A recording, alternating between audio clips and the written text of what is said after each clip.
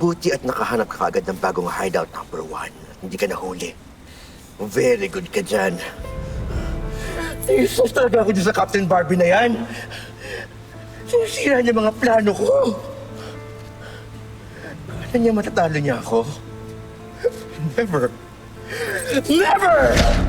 Eh, boss, ba't kasi kayo tumakbo? Pinapuruhan niya yung mga gold diggers ko eh. Siniwa pa ng Captain Barbie na yan yung gold ring ko. Pero kung akala niya, natalo niya ang powers ko. Nagkakamali siya. Dahil hindi niya alam ang ultimate source of my power.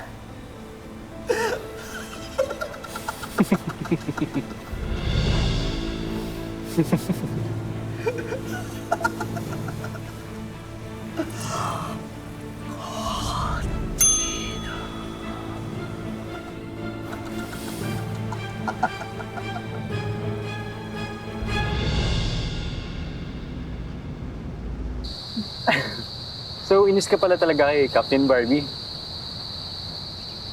Muntik na kaya akong magselos. Bakit naman? Eh kasi naman, hangang-hanga kayo sa kanya, masala na si Kuya.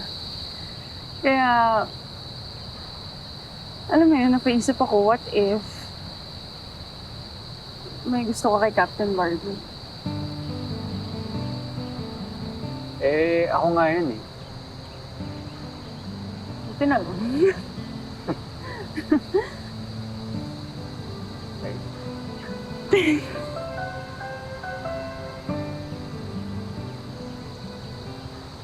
So,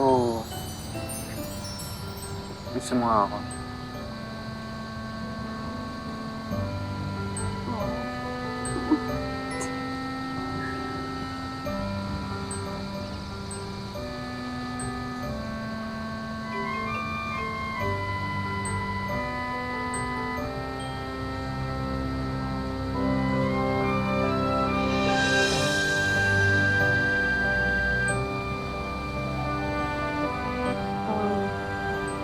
Bruce, pwede ba ako magtanong?